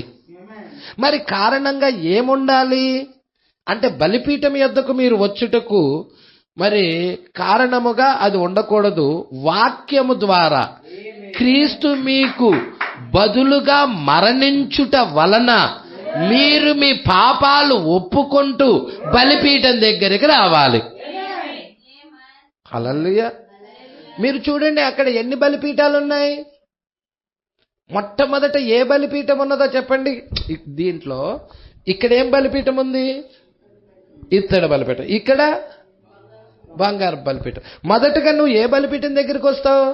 వేరుపరుచు జలముల ద్వారా కడగబడి ఇత్తడి బలిపీఠం దగ్గరికి వస్తున్నావు. తర్వాత బంగారపు బలిపీఠం దగ్గరికి వస్తున్నావు.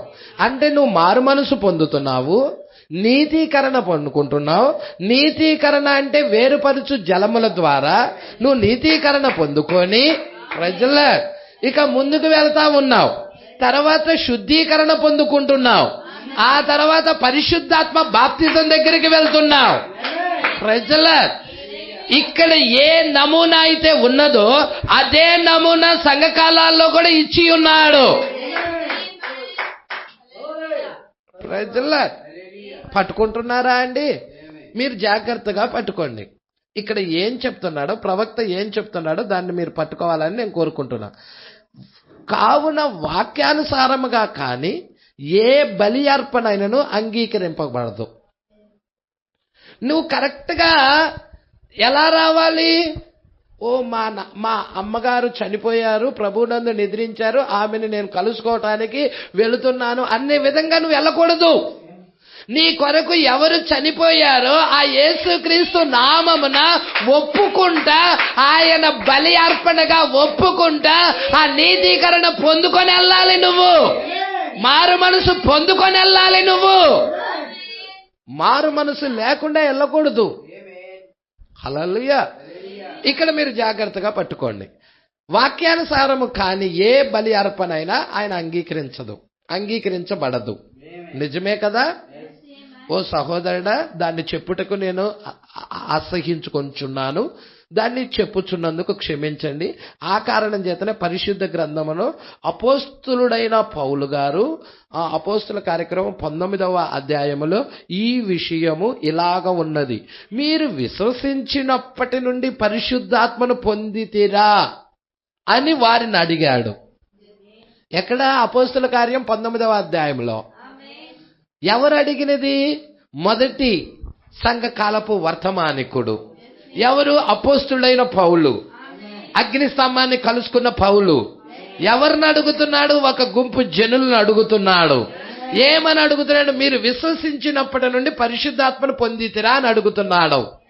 వాళ్ళేమన్నారు? పరిశుద్ధాత్మ ఉన్నాడన్న సంగతే మేము వెళ్ళలేదన్నారు. అలాగైతే మీరు దేన్ని బట్టి బాప్తిజం తీసుకున్నారని అడిగారు. వాళ్ళు బాప్తిజం తీసుకున్నవారు. Praise the lord. వారు సరైన విధానంలో బాప్తిజం తీసుకోలేదు. సరైన విధానంలో వారు బాప్తిజం తీసుకోలేదు కాబట్టి వారి అర్పణ అంగీకరించబడలేదు. ఆ పరిశుద్ధాత్మ వారి మీదకి రావాలి అంటే వారు సరైన విధానంలో బాప్తిజం తీసుకోవాలి. వాళ్ళు యోహాను దగ్గర బాప్తిజం తీసుకున్నారు. మీరు కావాలా ఇంటికి వెళ్ళి చదవండి. యోహాను దగ్గర బాప్తిజం తీసుకున్నారు. అయితే యోహాను దగ్గర బాప్తిజం తీసుకున్నప్పటికీ పరిశుద్ధాత్మ వారి మీదకి రాలేదు. అప్పుడు పౌలు అన్నాడు, యోహాను ఇలా చెప్పలేదా? తన వెనుక వచ్చువాడు పరిశుద్ధాత్మతో అగ్నితో మీకు బాప్తిజం ఇచ్చునని చెప్పలేదా? ఆయన మారు మనసు నిమిత్తమే కదా బాప్తిజం ఇచ్చినది. మరి ఆ బలి అర్పణ అర్పించబడినది కదా. ఆ వేరుపరుచు జలముల ద్వారా కడగబడి ఆ యొక్క బలి అర్పణ బలిపీఠం మీద అర్పించబడి సిలువ వేయబడి మరి ఆయన చనిపోయి రక్తము చిందించి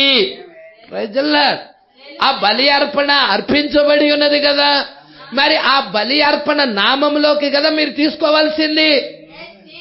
ఎవరైతే అర్పించబడ్డారో ఆ బలి అర్పణ రక్తము క్రిందకి కదా నువ్వు రావాల్సింది. ఆయన నామాన్ని కదా నువ్వు ధరించుకోవలసినది.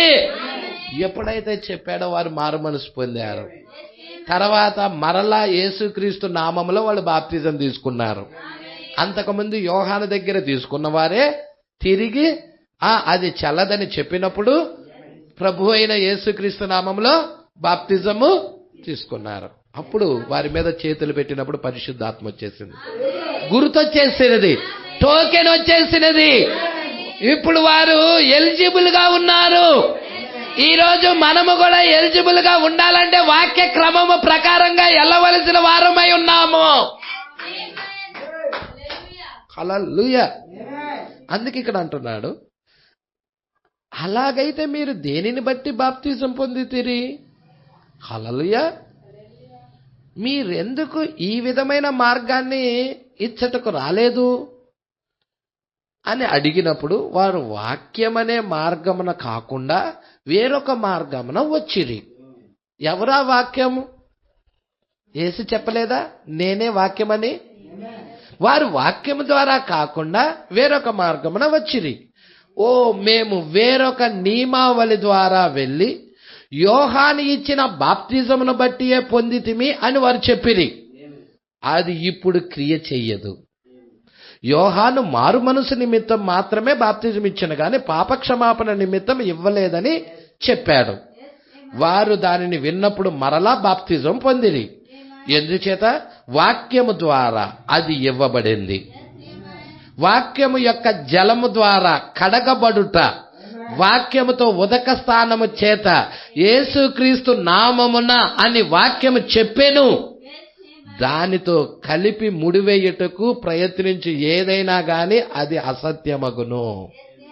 పట్టుకున్నారా? దానితో కలిపి కొంతమంది ఏం చెప్తారో తెలుసా? యేసుక్రీస్తు నామాన్ని కూడా పలుకుతూ దానితో కలిపి ఇంకొకటి తండ్రి కుమార పరిశుద్ధాత్మని కలిపి ముడేస్తా ఉంటారు.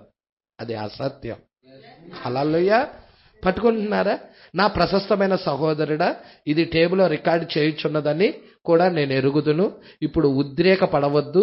దైవిక ప్రేమతో నేను దీన్ని మీకు చెప్పనివ్వండి. ఈ విషయాల గురించి ఇంకా నేను చెప్పకుండా అలాగే మౌనంగా ఉండటం మంచిది కాదనే గడియ వచ్చినది. వాటిని చెప్పవలసిన సమయం బహు సమీపముగా ఆసన్నమైనది. అర్థమైనదా? త్రిత్వం అనే ఉపదేశము దయ్యమునకు చెందినది. త్రిత్వము అనే ఉపదేశము దయ్యమునకు చెందినది. దీన్ని నేను ప్రభు ఇలాగో సెలవిచ్చుచున్నాడుగా చెప్పుచున్నాను. ఆ త్రిత్వం అనే బోధ సంఘాల్లో వినబడుతుందంటే అది దయ్యపారాధన. పట్టుకుంటున్నారా అండి? అది ఎచ్చట నుండి వచ్చినదో గమనించండి. ఆ త్రిత్వం అనే బోధ అసలు ఎచ్చటి నుండి వచ్చిందో మీరు గమనించాలని కోరుకుంటున్నాను. పరిపాలన ఆధిక్యత గల సంఘముగా క్యాథలిక్ సంఘం మారినప్పుడు, ఎప్పుడు రోమన్ క్యాథలిక్ సంఘం మారినప్పుడు నైసియా ఆలోచన సమితి నుండే ఈ సిద్ధాంతం వచ్చినది. ఈ త్రిత్వం అనే సిద్ధాంతం ఎక్కడి నుండి వచ్చిందో తెలుసా? నైసియా ఆలోచన సభ. ఎవరు తీసుకొచ్చారు? క్యాథలిక్ సంఘం. ఇప్పుడు ప్రొటెస్టెంట్ సంఘాల్లో కూడా అదే వినపడుతుంది. పట్టుకున్నారా? అది దయ్యము నుండి వచ్చినది. పట్టుకుంటున్నారా మీరు? హల్లెలూయా. ఈ పరిశుద్ధ గ్రంథం అంతా ఎచ్చట ఒక్క చోట కూడా త్రిత్వం అనే పదం అసలు లేనే లేదు. ముగ్గురు దేవుళ్ళు అనే కార్యం పాతాళము నుండి వచ్చింది. అది ఆ బోధ దేవుడి దగ్గర నుండి వచ్చింది కాదు. ముగ్గురు దేవుళ్ళు అనే పదం పాతాళం నుండి వచ్చినది.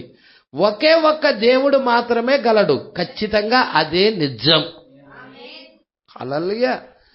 ఇప్పుడు అలాగైతే త్రిత్వమును విశ్వసించే ఈ ప్రజలందరూ పాతాళానికి చెందిన వారని నువ్వు నమ్ముతున్నావా అని విలియం మ్యారం బ్రనాం గారిని క్వశ్చన్ వేశారు. మరి ఎంతో మంది ప్రజలు త్రిత్వాన్ని విశ్వసిస్తున్నారు. ప్రొటెస్టెంట్ సంఘాల్లో ఉన్నారు, మరి రోమన్ క్యాథలిక్ సంఘాల్లో కూడా ఉన్నారు. ఎంతో మంది ఈ త్రిత్వాన్ని నమ్ముచున్న ప్రజలందరూ కూడా పాతాళమునకు చెందిన వారని నువ్వు నమ్ముతున్నావా అని అన్నప్పుడు ప్రవక్త ఏమంటున్నాడో చూడండి అని మీరు అడగవచ్చు. లేదండి, నేను అలా నమ్మటం లేదు, వారు క్రైస్తవులని నేను నమ్ముచున్నాను.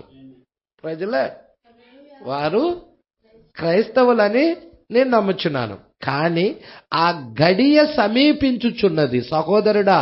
వారు యథార్థవంతులు కానీ తప్పుడు విధానంలో ఉన్నారు. పట్టుకున్నారా? వారు యథార్థవంతులే కానీ వారు ఏ మార్గంలో ఉన్నారు? తప్పుడు విధానంలో. ముగ్గురు దేవుళ్ళు ఉన్నారు, త్రిత్వం ఉన్నది అనే తప్పుడు విధానములో ఉన్నారు. ఓ మనిషి అయినా, ఏ మనిషి అయినా, ఎచ్చటైనా, ఏ సమయంలోనైనా ఈ అంశంపై మీరు మాట్లాడాలని కోరుకునేవారు నా యొద్దకు రండి. ఏ సేవకుడైనా గాని, ఏ బిషప్ అయినా గాని, ఏ అర్చి బిషప్ అయినా గాని, మీరు ఎవరైనా గాని నా యొద్దకు రావచ్చు. ఈ ప్రసంగం టేబుల్లో రికార్డ్ చేయబడుతున్నది. ఇది ఈ ప్రపంచం అంతటా వెళ్ళును. నేను సహోదర ప్రేమతో అడుగుచున్నాను. ఈ ప్రపంచమంతటా నా ప్రసంగం వినుచున్న ఏ వ్యక్తినైనా నా యొద్దకు వచ్చి లేఖనములో ఎచ్చటైనా ఒక్క చోటైనా, ఒక్క మాటైనా, లేదా ఏ చరిత్రలోనైనా ఒక్క పేరా అయినా, ఎచ్చటైనా ఏ వ్యక్తి అయినా ఎప్పుడైనా గాని క్యాథలిక్ సంఘము తమ సంఘమును ఒక సంస్థగా స్థాపించనంత వరకు తండ్రి కుమార పరిశుద్ధాత్మ నామమున బాప్తిజం ఇచ్చినట్లుగా నాకు మీరు చూపించగలరా? హల్లెలూయా. కాథలిక్ సంఘము సమస్తగా ఎప్పుడు స్థాపించబడింది? నైసియా కౌన్సిల్ దగ్గర. అంతకు ముందు అందరూ యేసుక్రీస్తు నామంలోనే బాప్తిజం ఇచ్చారు. మరి ఎక్కడ వాళ్ళు సమస్తగా మారిన తర్వాత వారు మార్చారు దాన్ని. పట్టుకున్నారా అండి? మీరు ఈ విషయాలు పట్టుకోవాలి. హల్లెలూయా. మరి చరిత్రలోకి వెళ్ళైనా కానీ చూపించండి అంటున్నాడు. బైబిల్ నుండి అయినా చూపించండి అంటున్నాడు ప్రవక్త. హల్లెలూయా. నాకు చూపించిన ఎడల నేను నా ఉపదేశమును మార్చుకుంటాను అంటున్నాడు. హల్లెలూయా. మీరు నాకు అలా చూపిస్తే, తండ్రి కుమార పరిశుద్ధాత్మ నామములోకి బాప్తిజం ఇచ్చినట్లుగా చూపిస్తే, చరిత్రలో నుండి కానీ లేకపోతే పరిశుద్ధ గ్రంథములో నుండి కానీ ఏ ఒక్కరైనా ఇచ్చినట్టుగా చూపిస్తే నా ఉపదేశం మార్చుకుంటానంటున్నాడు.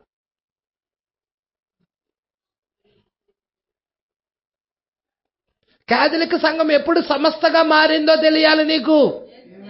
అది సమస్తగా మారినప్పటి నుండి అది వేరే బాప్తిజం ఇస్తుంది.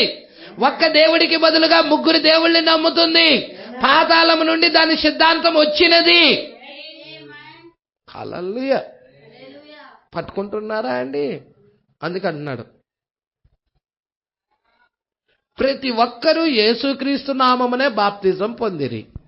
బైబిల్ అంతా అదే చెప్తుంది. నా యొక్క ప్రశస్తమైన సహోదరులారా, ఈ విషయాలు చూడకుండానట్లు మీ కన్నులు గుడ్డితనముతో ముయ్యబడినవి. దేవుడు మీకు వెలుగును అనుగ్రహించినట్లు ప్రార్థించుము. ఈ విషయాలు నువ్వు చూడలేకపోతున్నావంటే ఆల్రెడీ మీ కన్నులు గుడ్డితనంతో ముయ్యబడి ఉన్నవి. ప్రభువా, నీ వెలుగును చూచినట్లుగా, నీ వాక్యాన్ని చూచినట్లుగా నా కన్నులు తెరువు ప్రభువా అని ప్రార్థించమని ప్రవక్త కోరుతా ఉన్నాడు. హల్లెలూయా. ఇప్పుడు దానిని నిరూపించుటకు మీ యొద్ద లేఖనాలు ఉన్నట్లయితే, తండ్రి కుమార పరిశుద్ధాత్మ నామంలో మా అయ్యగారు ఇచ్చారు, మా రెవరెండు, మా పలానా బిషప్ ఇచ్చారు, బైబిల్లో నుంచి నిరూపించు. ఒక్క రెఫరెన్స్. ప్రజలే, ఇప్పుడు దాన్ని నిరూపించుటకు మీ యొద్ద లేఖనాలు ఉన్నట్లయితే వాటిని చూపించుటకు నేను మీ కొరకు ఎదురు చూస్తూ ఉంటా. హల్లెలూయా. ఎదురు చూస్తూ ఉంటా. 1961 సంవత్సరం నుండి ఆయన చెప్తానే ఉన్నాడు. ఇంకా ఒక్కడు కూడా వచ్చి చూపించిన వాడు లేడు. ఒక్కరు కూడా లేరు ఇప్పటికీ. ప్రజల ఎందుకని? ఆ బోధ ఎక్కడిది? ప్రజల ఇప్పుడు డిసెంబర్ 25 వస్తుంది. అంతా చర్చిల మీద స్టార్లు పెట్టేసి క్రిస్మస్లు చేస్తా ఉంటారు. ఎక్కడిదా బోధ? అందుకే నీ నేత్రాలు తెరవబడటానికి నువ్వు ప్రార్థించమని ప్రవక్త కోరుతున్నాడు. ఎందుకు ఆ మాట అన్నాడో తెలుసా? నిన్ను ద్వేషించి కాదు, నీ ఆత్మ నరకానికి వెళ్ళకూడదని, నిన్ను ప్రేమించే చెబుతున్నాడు ఈ మాటలో. ప్రజల దేవుడికి మహిమ కలుగును గాక. నిన్ను ప్రేమించి నీ ఆత్మ నరకానికి వెళ్ళకూడదు, పాతాళానికి వెళ్ళకూడదు, యాతన పట్టకూడదు, అక్కడ పడకూడదని నువ్వు ప్రభువా సమయం ఉండంగల్లా ఇక్కడే ప్రభువా దైవ సేవకుడు ఇక్కడ ఇట్లా చెప్పాడు, దీని గురించి ఏంటి ప్రభువా అని ప్రభువుని అడుగు. నా నేత్రాలు తెరవమని అడుగు. అడుగు. ఆ వాక్యం నువ్వు చూచులాగా అడుగు అంటున్నాడు ప్రవక్త. హల్లెలూయా. ఎందుకో తెలుసా? అక్కడే నీకు రక్షణ మార్గం ఉన్నది. నీ పాపాలు అక్కడే క్షమించబడేది. యేసుక్రీస్తు రక్తం ద్వారా మాత్రమే నీ పాపాలు క్షమించబడతాయి. ఆయన నామమునకి బాప్తిజం తీసుకోకుండా, ఆయన నామము దగ్గరికి రాకుండా నీ పాపాలు క్షమించబడవు. Praise the lord. ఇక్కడ అంటా ఉన్నాడు చూడండి.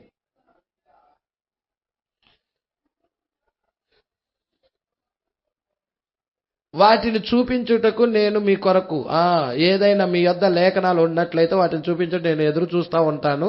లేదా దాన్ని గుర్చి ఆలకించుటకు మీ ఫోన్ అయినా కానీ పిలుపుకై కాచుకొని ఉంటాను.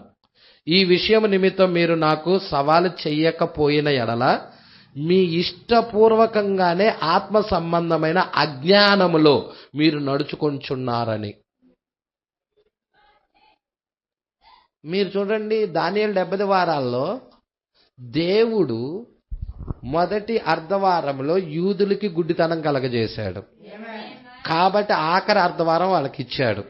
అక్కడ వాళ్ళ నేత్రాలు తెరవబడుతున్నాయి, వాళ్ళు రక్షించబడుతున్నారు. ఇప్పుడు లవోదికీయ కాలం గుడ్డిదైపోయింది. ఎవరు గుడ్డితనం కలగజేశాడు? దేవుడా? ఇష్టపూర్వకంగానే వీళ్లే గుడ్డివారయ్యారు అంటున్నాడు ప్రవక్త. హల్లెలూయా. వీరే ఇష్టపూర్వకంగా లేఖనాలు చెప్తున్నా గాని తిరగలేరు వాక్యం వైపుకి. మీ విషయము, అందుకే అంటున్నాడు ఇక్కడ ప్రవక్త ఏమంటున్నాడో చూడు. మీ విషయము నిమిత్తం మీరు నాకు సవాలు చేయకపోయిన ఎడల మీ ఇష్టపూర్వకంగానే ఆత్మ సంబంధమైన అజ్ఞానములో మీరు నడుచుకుంటున్నారు. మీ ఈ రికార్డు చేయబడుచున్న టేబును అవతల వైపునున్న ఏది వెలుగు ఏది చీకటి అనే విషయమును మీరు తెలుసుకోవాలని కోరినట్లయితే మనము అందుకొరకు దేవుని యొద్ద అడుగుదాం. ఏది వెలుగో ఏది చీకటో దీనిని ప్రభువు ఇలాగు సెలవిచ్చుచున్నాడని నేను మీకు చెప్పాలనుకుంటున్నాను. నన్ను ఆయన యొద్ద సేవకునిగా మీరు నమ్మినట్లయితే, హల్లెలూయా, నన్ను ఆయన యొక్క సేవకునిగా మీరు నమ్మినట్లయితే అది దేవుని యొక్క వాక్యానుసారముగా లేని ఎడల అది తప్పిదమగును. ఒకవేళ నేను చెప్పిన ఈ విషయం వాక్యానుసారంగా లేకపోతే సరి అయిన మార్గమును నన్ను దిద్దుటకు మీ కర్తవ్యమై ఉన్నది. ఓ, ఏం జరుగుతున్నదో గమనించండి. త్రిత్వపు బోధ ఒక తప్పుడు బోధ. త్రిత్వపు బోధ ఒక తప్పుడు బోధ. హల్లెలూయా. నెక్స్ట్ వారం 178వ పేరా నుండి చూద్దాం. ఎంతమంది సంతోషంగా ఉన్నారు? దేవుడు మాటలు దీవించి ఆశీర్వదించునుగాక. చాలా అద్భుతమైన విషయాలు. 178వ పేరా నుండి నెక్స్ట్ వారం చూద్దాం. హల్లెలూయా. దేవుడు మాటలు దీవించి ఆశీర్వదించునుగాక. ఎందుకంటే ఇక్కడ నేను ఒకటి విడిచిపెట్టాను 178 దగ్గర. అది నెక్స్ట్ వారం నేను మీతో పంచుకుంటాను.